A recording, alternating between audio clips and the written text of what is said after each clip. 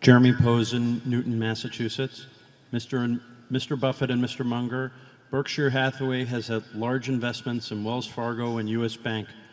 What are the revenue outlooks and business prospects for these two banks, given the backdrop of slow U.S. growth, an extended U.S. consumer, a tepid rebound in the U.S. housing market, with foreclosures and write-downs lessening but still at historically high levels, and the potential for greater than expected inflation, or worse, possibly deflation, similar to Japan? Thank you for your time and consideration. Yeah. Wells Fargo and U.S. Bancorp are both among the best large banks, if not the best, in the country.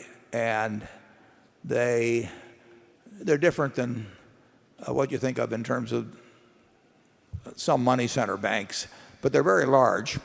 Wells is 4 times as large as USB.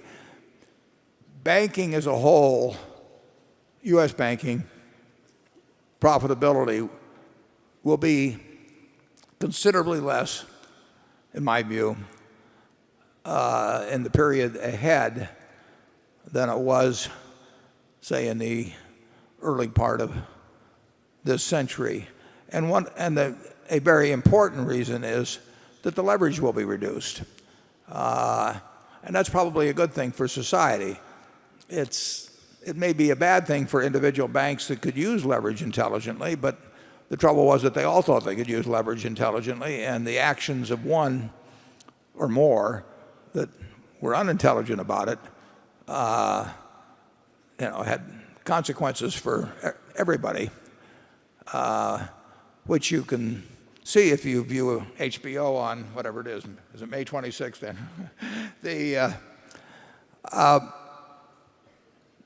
So I would say that return on assets, even if return on assets were as good as it was some years ago, there will be less assets per dollar of common equity than before, which means return on common equity will be less.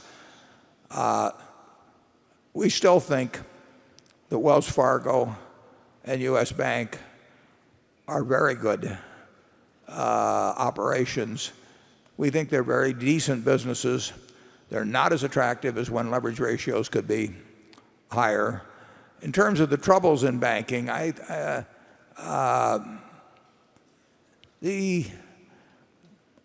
think you've seen by far the worst in the past, and loan losses have been trending downward now for several quarters. And I think the expectation is that will continue. And I think banking is a very fundamental business. But as John Stump said a few years ago at Wells Fargo, he said, I don't know why we keep thinking of new ways to lose money when the old ones were working so well. And banks periodically go crazy.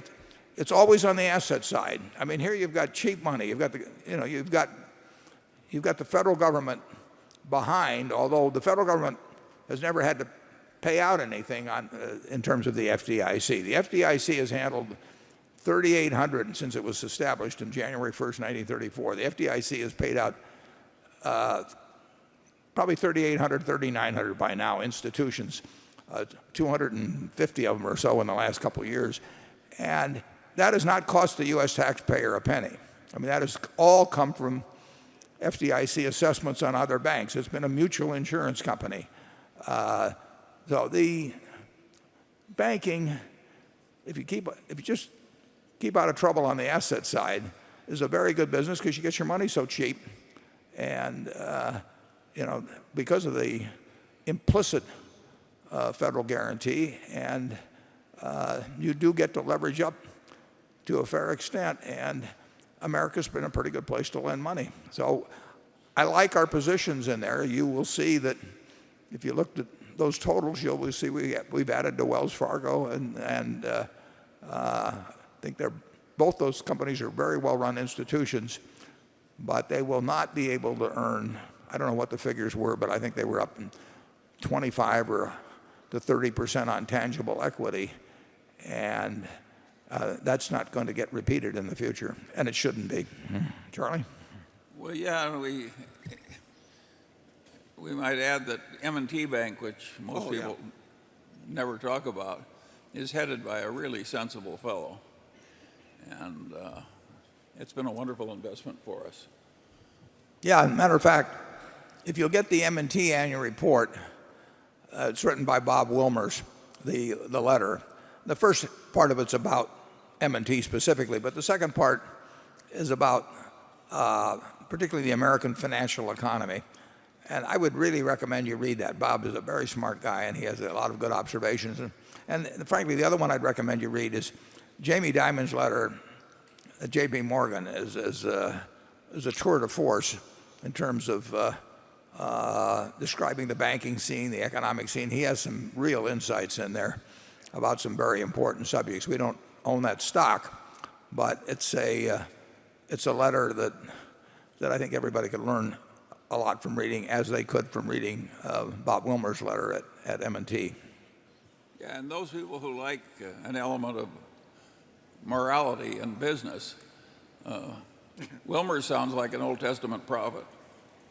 I mean, he really doesn't like it that all the really big banks are making so much money out of trading, because he says you're really trying to outsmart your own customers, and he'd rather serve them in a culture of deserved trust in both directions.